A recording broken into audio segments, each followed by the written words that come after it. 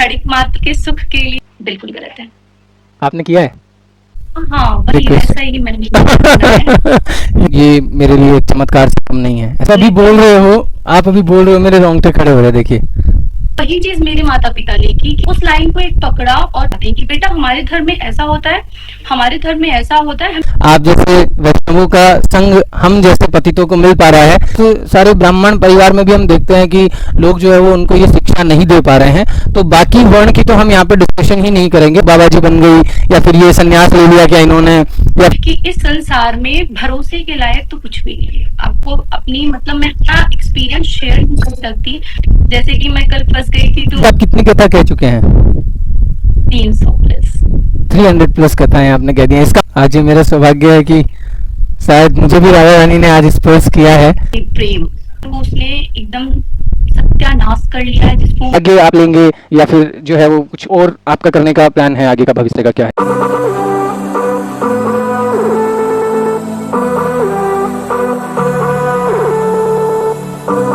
जुड़े हुए हैं शिवांगी माता जी, जो कि वृंदावन में रहते हैं और काफी समय से भक्ति कर रहे हैं। तो आज हम इनके अनुभव से जानेंगे कि आध्यात्मिक जीवन में जो है वो हम आकर के जो है वो किन किन चीजों का लाभ ले सकते हैं। तो शिवांगी माता जी, आपका स्वागत है हमारे प्लेटफॉर्म पे।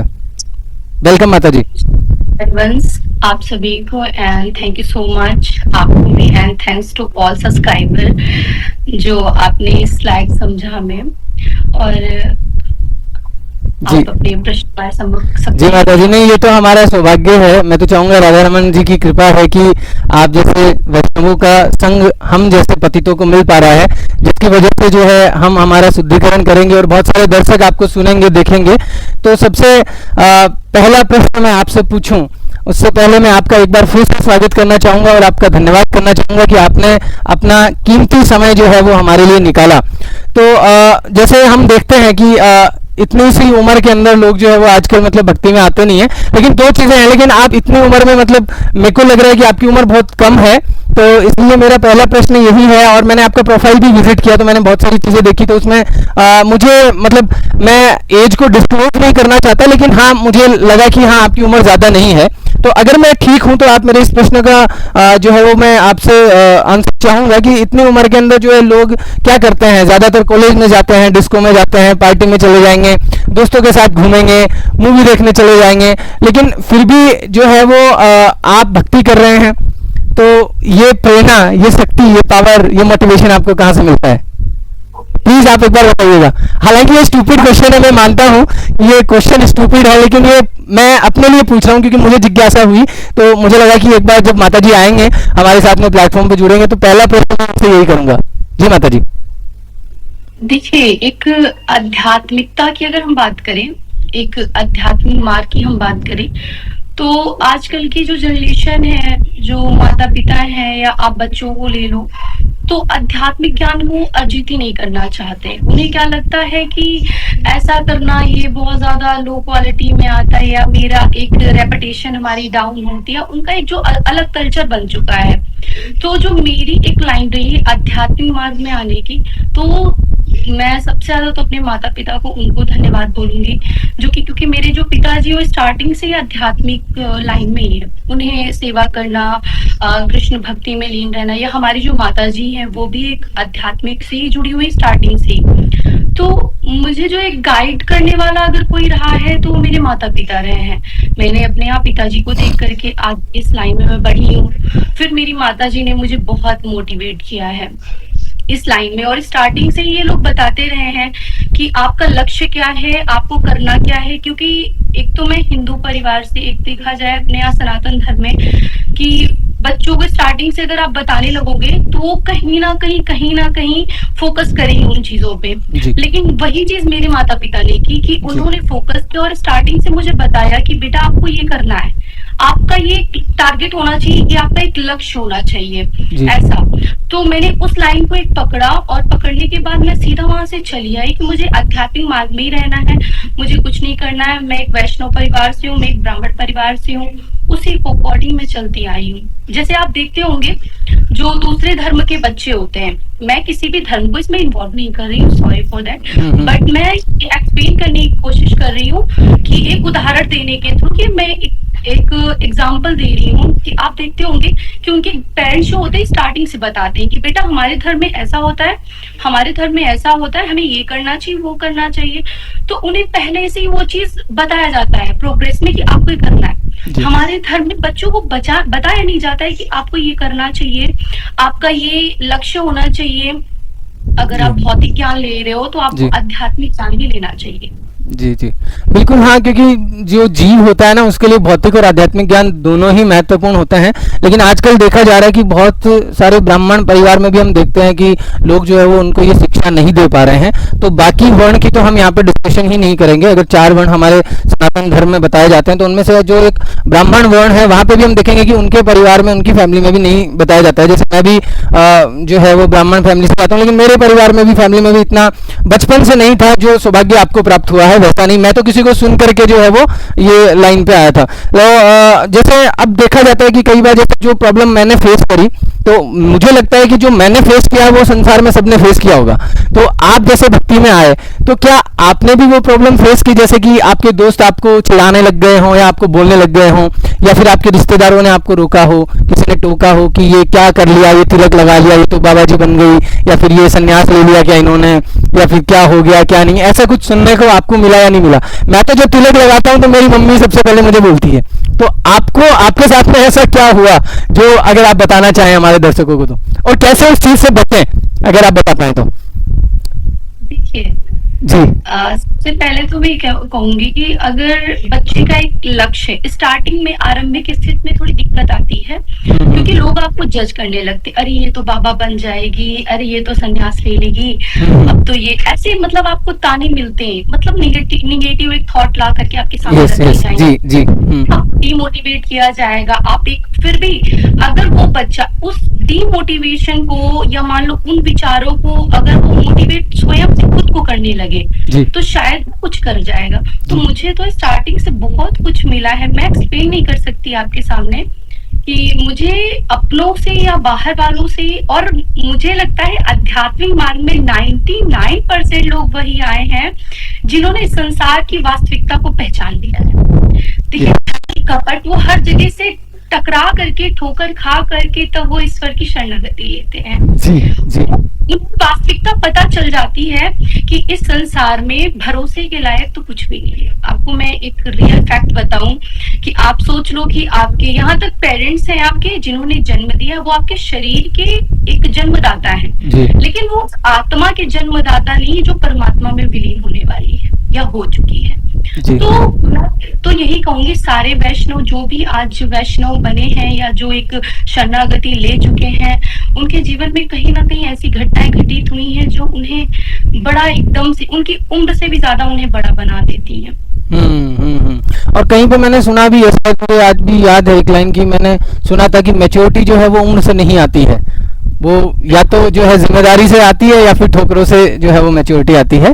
क्योंकि इंसान मैच्योर जो है वो कई बार हम देखते हैं कि 50 साल के व्यक्ति को भी हम देखेंगे तो उनमें उतनी मैच्योरिटी नहीं है, और एक हम 15 साल के 16 साल के बच्चे को भी देखेंगे तो वो बहुत ज़्यादा मैच्योरिटी वाली बात करता है और वो बहुत ज़्यादा मैच्योर है।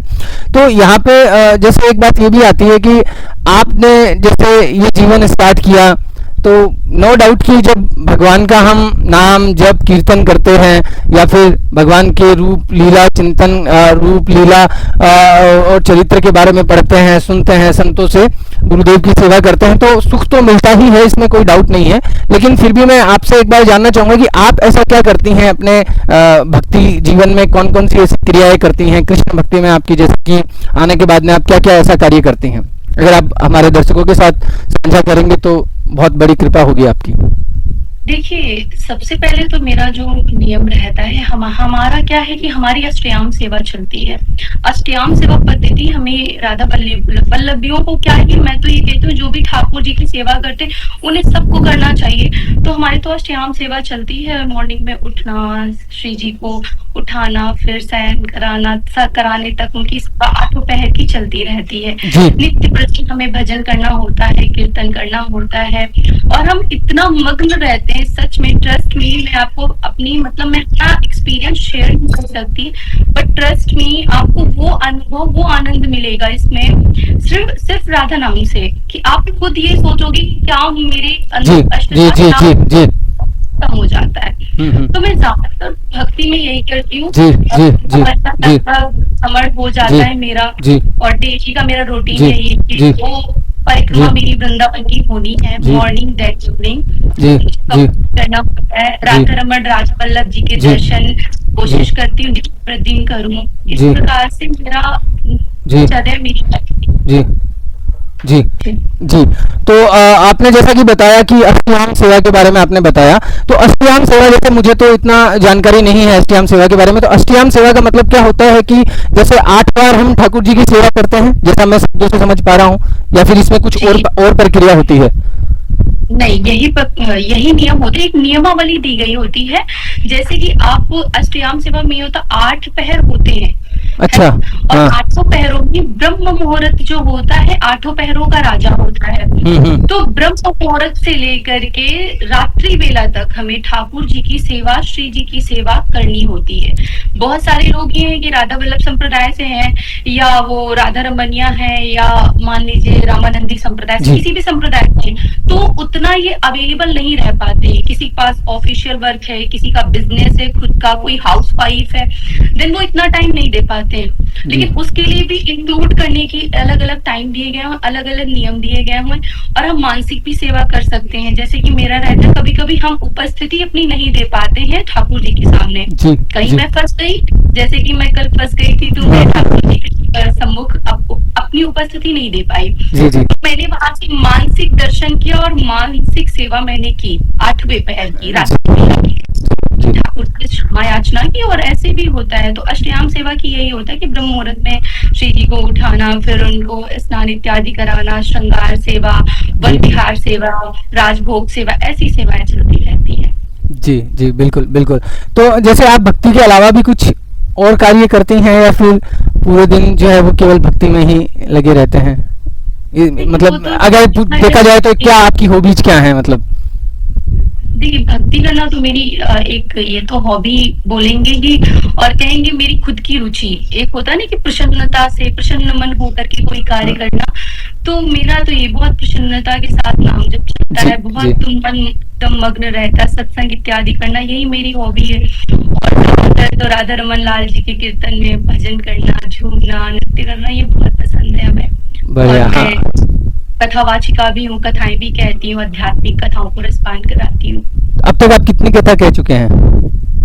300 प्लस। 300 प्लस कथाएं आपने कह दी हैं। इसका मतलब है कि आप लगभग 8-9 साल से शायद कथा कर रहे होंगे, जैसा मुझे लगता है। कह रही हूँ जी। Okay okay.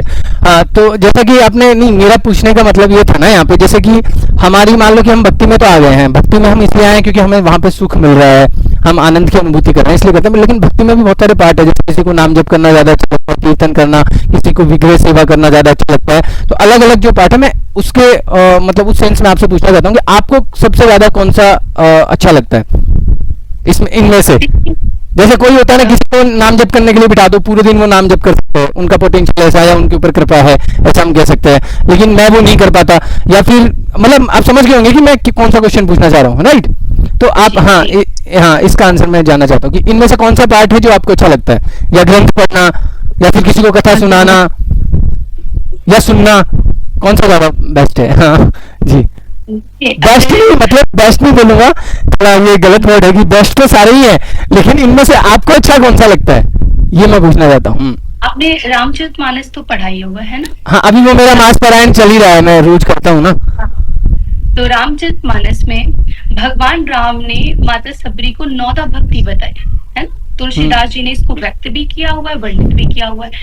तो नाम जप करना, या किसी के कीर्तन सुनना, या अभी हम और आप जो बात कर रहे हैं, एक प्रकार का संकीर्तन है, किसी ना किसी के लिए हम हित करने के लिए सोच रहे हैं, और भक्ति के मार्ग पे अभी भी चल रहे, तो ये भी एक प्रकार की भक्ति है। तो वहां पे 9 भक्ति बताई गई, 9 प्रकार की भक्ति। तो 9 प्रकार की भक्तियों में देखा जाए तो भक्ति सभी प्रिय है, मुझे तो सारी प्रिय है, मैं तो बैठी रहती हूँ, भजन करना वो भी प्रिय है। किसी को भजन अगर कोई सुना रहा है, उसे सुनना बहुत पसंद है, मुझे सुनाना भी पसंद है। और सबसे ज्यादा जो आनंद आता है मुझे, अत्यधिक हृदय में मतलब उत्साहित होता है ना आनंद अंदर से, तो होता है भजन करना, उसमें बहुत आनंद आता है। भजन बोले तो मतलब गाना? हाँ, भजन करना, और खुद से ही भजन को एक मतलब शब्दावली दे करके उसे वर्णित करना, उसे एक्सप्लेन करना, उसकी व्याख्या करना, फिर सुनाना और उसी विरह में रहना, मुझे बहुत आनंद आता उसमें। जी, जी बिल्कुल। तो आप तो जैसे कि मान लो कि काफ़ी टाइम से भक्ति कर रहे हैं, जैसे आपने बताया कि बचपन से ही आप कर रहे हैं। जी मतलब आपका ये आपको मतलब ये कह सकते हैं कि आप सौभाग्यशाली हैं जो आपको ऐसा फैमिली मिला और ऐसा वातावरण आपको मिला। बहुत लोग ऐसे नहीं होते हैं। तो क्या आपको कभी मतलब इतने टाइम से आप भक्ति करो तो क्या कभी मतलब ऐसा कुछ अनुभूति हुई है जैसे कि भगवान स्वप्न में आए हों या गुरुदेव स्वप्न में आए हों या कोई भी ऐसा मतलब आपको लगा हो कि हाँ ये मेरे लिए एक चमत्कार से कम नहीं है, ऐसा हम बोल सकते हैं? ऐसा कभी हुआ है? शेयर नहीं करते हो मुझे पता है, लेकिन आप करना चाहें तो कर सकते हैं।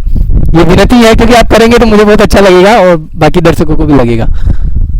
शेयर तो नहीं करते क्योंकि हमारे ब्रज के संत और हमारे गुरुदेव भगवान कहते हैं कि अगर ऐसी कुछ सच्चिदानंद भगवान आपके साथ लीला कर रहे हैं या हमारी वृषभानु दुलारी कर रही हैं तो उसे बताना नहीं चाहिए। यस यस, लेकिन इनडायरेक्टली आप बता सकते हैं अगर आप बताएं तो। हाँ वही रिक्वेस्ट ऐसा ही मैंने सुना है। यस, हाँ प्लीज प्लीज क्योंकि क्षणिक मात्र के सुख के लिए मैं अनंत भव सागर से भरा हुआ सुख भी त्याग सकती जी माता जी। हूँ। मैं व्याख्या करूंगी कि बिल्कुल हुआ है और ऐसा हुआ है शायद जिसके लिए हजारों लाखों लोग तरसते हैं वैसी अनुभूति हुई है।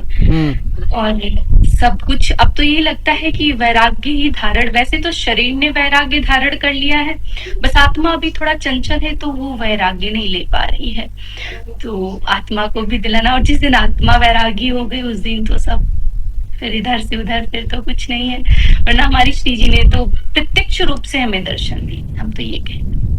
जय जय श्री राधे। पहचान नहीं पाए हैं, पहचान नहीं पाए हैं क्योंकि इन मलिन आंखों में इतनी शक्ति नहीं है, इतना अपार कि हम साक्षात परम ब्रह्म या माँ भवानी माँ जगदम्बा के साक्षात दर्शन कर सके।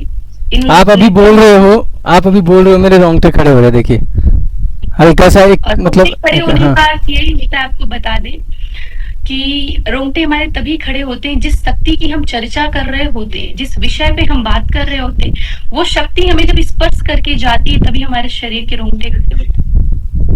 एक क्षण के लिए वो हमें स्पर्श अवश्य करती है। बिल्कुल बिल्कुल। आज ये मेरा सौभाग्य है कि शायद मुझे भी राधा रानी ने आज स्पर्श किया है ऐसा, क्योंकि अभी जैसा आपने बोला ना, बोलते ही मैं एक वो बोलते हैं कि ऐसा हुआ। ठीक है। तो जैसे हम देखते हैं मतलब बहुत बार आप तो धाम में रहते हैं, तो आप धाम में मेरे ख्याल से काफी साल से रह रहे होंगे। कितने साल से आप धाम में रह रहे हैं? आफ्टर 10 ईयर लगभग 10 साल हो गए। क्योंकि आजकल के जो युवा हैं वो मतलब भटके हुए हैं, बहुत ज्यादा भटके हुए हैं, तो वो कैसे मतलब जो है वो सही मार्ग पे आए? देखिए, मैं तो जो आजकल के बच्चे, मैं उनको यही कहूंगी, या जो पुरुष हो या स्त्री हो, सबसे बड़ी दिक्कत तो आज के बच्चों की यही बन गई, स्ट्रेस, डिप्रेशन बहुत ज्यादा लेना, क्रोध उनका कंट्रोल नहीं होता, गुस्सा बिल्कुल उनका कंट्रोल नहीं है, वो उसी में स्ट्रेस ले लेते हैं, डिप्रेशन में जाकर के कुछ ऐसा वैसा कर जाते हैं, है ना।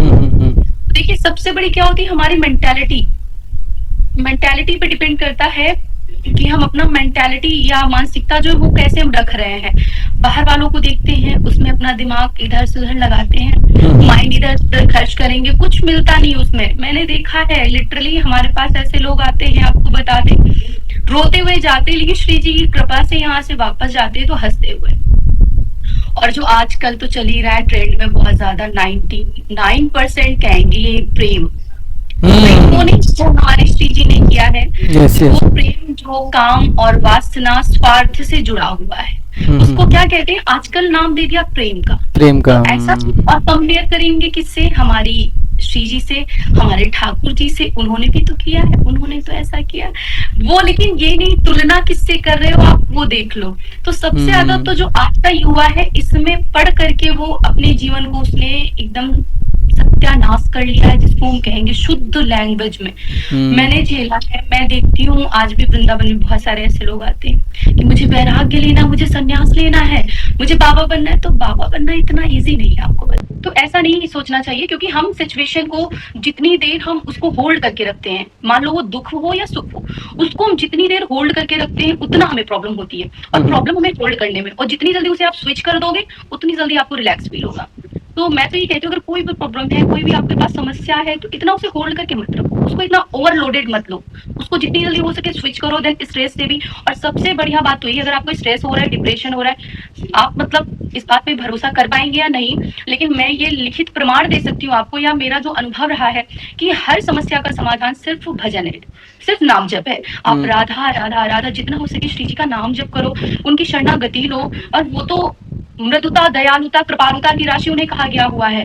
तो वो ऐसी ही है, वो कृपा जब ऐसे अधमों पे, अधम जो अधम से बड़े अधम है, उन पे कृपा कर देती हैं, तो उन व्यक्तियों पे क्यों नहीं करेंगी, है ना। सबसे बड़ा तो ये, हर समस्या का समाधान है नाम जप। कहते नहीं है, जिस समय जब माता पार्वती को संदेह हुआ था, तो भोले बाबा ने भी यही कहा था, उमा कहूँ मैं अनुभव अपना, सत्य हरि भजन जगत सब सपना। तो सत्य हरि का भजन ही है, बाकी सब सत्य है।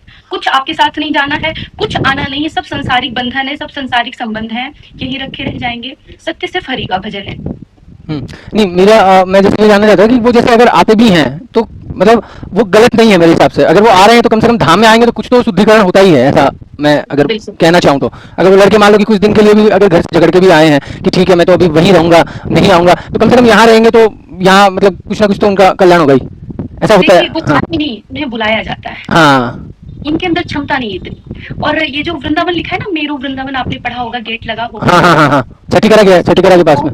गेट को देखने के लिए लाखों लोग परेशान है, नहीं आ पाते, सामने से निकल जाते, आगरा एक्सप्रेस है, चला है, चले जा रहे, लेकिन वहां नहीं आ पा रहे। क्यों? क्योंकि वो बुला नहीं रहा है। जब टेढ़ी टांग वाला बुलाएगा, नहीं पा पाओगे कैसे? बिना उसकी कृपा के आप वृंदावन धाम आ ही नहीं सकते हो। और उनके दर्शन करना तो उतना ही दुर्लभ है, आप दर्शन तो बिल्कुल नहीं कर सकते हो, तो उनकी कृपा के बिना आप धाम बिल्कुल नहीं आ सकते। और बिल्कुल ये भी है कि टेढ़ी टांग वाले जब बुलाते हैं तो वो अलबेले तरीकों से बुलाते हैं, झगड़े वगड़े करा के बुलाएंगे। है ना, यही प्रेम हो जाता है। देखो, हाँ। तो कहते नहीं, प्रेम में हर परिस्थिति सब कुछ जायज है, तो हमारे ठाकुर जी फिर अपनी लीला दिखाने पे आते हैं, सबको भी जायज बना देते हैं। बिल्कुल। आपने बताया कि आप 10 साल से वृंदावन रह रहे हैं और 8-9 साल आपको भक्ति करते हुए हो गए हैं, नहीं सॉरी कथा करते हुए 8-9 साल हो गए हैं, तो अभी आपके भविष्य के लक्ष्य क्या है? मतलब अभी कथा कंटिन्यू करेंगे या फिर जो है वो पूरे तरीके से जो है वो मतलब क्या कहते हैं वैराग्य आप लेंगे, या फिर जो है वो कुछ और आपका करने का प्लान है? आगे का भविष्य का क्या है? मतलब देखिए, भविष्य का तो हम नहीं बोल सकते हैं, भविष्य का निर्माण तो स्वयं ईश्वर करते हैं, लेकिन जो वर्तमान की स्थिति हम देख रहे हैं ना अपनी मति की, जो दिन ब दिन गति बदलती जा रही है मति की हमारी, तो मन तो विरक्त होना ही चाहता है, और मन वैराग्य लेना चाहता है, संन्यास लेना चाहता है। और आगे जो मेरा लक्ष्य है, वो मैं चाहे विरक्त रहूं या गृहस्थ रहूं, मैं किसी भी अवस्था में रहूं, मेरा तो एक ही लक्ष्य, वो है धर्म का निर्माण करना। बस कहीं से भी कुछ भी हो, हमारा धर्म वृद्धि पे रहे, और कहीं ना कहीं हमारी जैसी जो लड़कियां हैं ना आगे, जो पीछे रह गई हैं, वो ऐसे ही आगे बढ़ती रहे, किसी ना किसी प्रकार से बस धर्म का प्रचार प्रसार होता रहे, माध्यम कुछ भी हो, मैं हूँ या कोई और हो, बिल्कुल बिल्कुल। हाँ, क्योंकि यही जरूरी भी है, क्योंकि मैंने कहीं तो सुना है कि जो हम देते हैं वो हमें मिलता है, तो जो चाहिए वो हमें देना पड़ेगा। यदि पैसा चाहिए तो हमें पैसा देना पड़ेगा, अगर प्रेम चाहिए तो हमें प्रेम देना पड़ेगा, और भगवान चाहिए तो हमें भगवान देना पड़ेगा। तो एक प्रचारक जो है वो वास्तव में भगवान को देने का ही कार्य करता है, वो सबको राधा नाम बोलेगा, सबको बताएगा, तो ऑब्वियस सी बात है कि उसको वो चीज़ें मिलेंगी। अभी हम कुछ रैपिड फायर क्वेश्चन करेंगे, तो आप रेडी हैं? आपको आंसर करना है, एक ही लाइन में आंसर करना है, ठीक है? 5 क्वेश्चन मैं फटाफट से आपसे पूछूंगा और आपसे विनती करूंगा, आपसे रिक्वेस्ट करूंगा कि आप जो है वो हो सके तो 60 सेकंड में इनका आंसर करने की जो है वो कृपा कीजिएगा। पहला प्रश्न मेरा यही है आपसे कि धर्म क्या है? देखिए, जो शास्त्र जो वर्णित करते हैं धर्म को, तो धर्म का अर्थ ही होता है धारण करना, और धर्म के 5 आधार बताए गए हुए हैं: त्याग, प्रेम, न्याय, समर्पण, धीरज।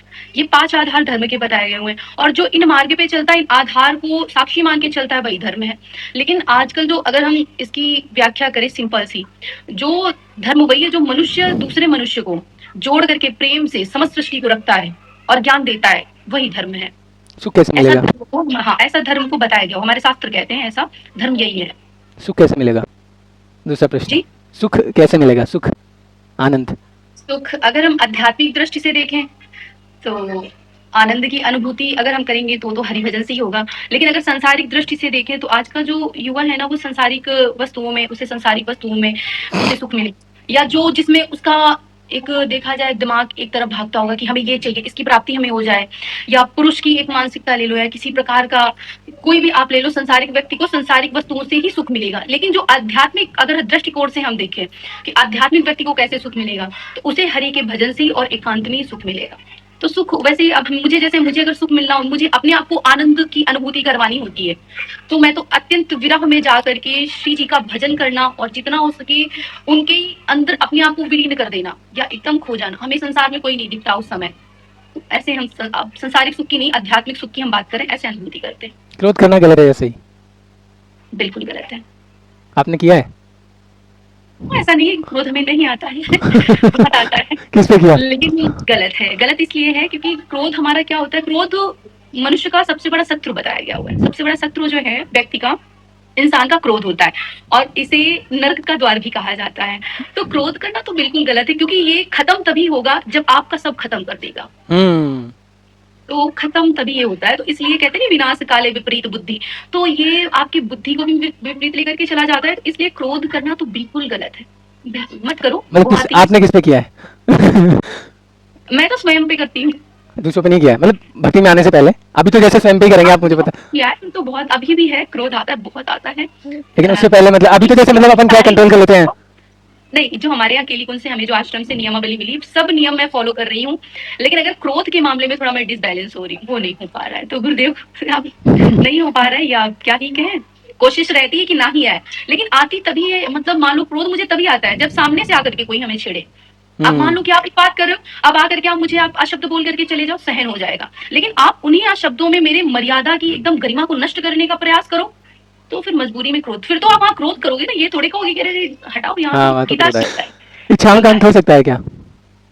इच्छाओं का अंत हो सकता है? नहीं हो सकता, कभी नहीं हो सकता इच्छाओं का अंत। हाँ, वो अगर आप कह दो कि इच्छाओं को संसारिक व्यक्ति, क्योंकि एक इच्छा जैसे ही पूरी होती है दूसरी उत्पन्न हो जाती है, दूसरी पूरी होती है तीसरी उत्पन्न हो जाती है, तो आप कैसे कह सकते हो इच्छाओं का अंत हो सकता है? हाँ, लेकिन आध्यात्मिक व्यक्ति इच्छाओं को देखा जाए, इच्छाओं को वहां एक संतुलन में रख सकता है। आध्यात्मिक व्यक्ति, संसारिक व्यक्ति संतुलन में इसलिए रख सकता है, वो ध्यान में नाम जप करके उसको संतुलित कर सकता है कि हमें ये करना वो करना, और उसके अंदर भी इच्छा प्रकट होगी, मोक्ष की, मुक्ति की, ये सारी इच्छा उसके अंदर भी प्रकट होगी, चाहे वो आध्यात्मिक हो या संसारिक। संसारिक में ये होता है कि उनकी कोई लिमिटेशन नहीं होती है, आध्यात्मिक व्यक्ति जो होता है उसकी एक लिमिट होती है, वो संतुलित रहता है कि हाँ मुझे यहाँ तक। आपको भगवान से प्रेम क्यों है? तो संसार के लोगों से तो आपको प्रेम है नहीं, तो भगवान से क्यों है? नहीं, बिल्कुल नहीं है। संसार के किसी मतलब माता पिता भाई बहन किसी नहीं है? प्रेम है, वैसा नहीं है कि मतलब परमात्मा ऐसा, मतलब ऐसा नहीं, क्योंकि मैं अटल सत्य जानती हूँ ना कि जो आया है वो जाएगा, लेकिन अत्यधिक पीड़ा होती। परिवार से तो कहीं ना कहीं कहेंगे प्रेम है, या सबसे प्रेम है, उन सबसे प्रेम है जो दया से जुड़े हुए, जिनके अंदर दया है, भाव है, प्रेम है, उनसे प्रेम है। जो निर्दयी है उनसे प्रेम नहीं है। जो आजकल देख रहे हैं ना आप, पशुओं को प्रहार करना, गौ को, हमारी गौ माता को मारना, या उन लोगों से बिल्कुल प्रेम नहीं है। बहुत ज्यादा करते हैं लोग। सुनने में आया है कि ऐसे ही कर रहे हैं, लेकिन अब भगवान रोकेंगे उनको। भगवान से क्यों है प्रेम आपको? क्योंकि वो हमसे प्रेम करते हैं इसलिए है। और ऐसे भी है कि मुझे पता है कि मेरी आत्मा जो है ना, वो ये आत्मा अंदर जो संचार कर रही है, उसे पता हो चुका है कि ये आत्मा परमात्मा की है, तो ये अपने ईश्वर को ढूंढ रही है।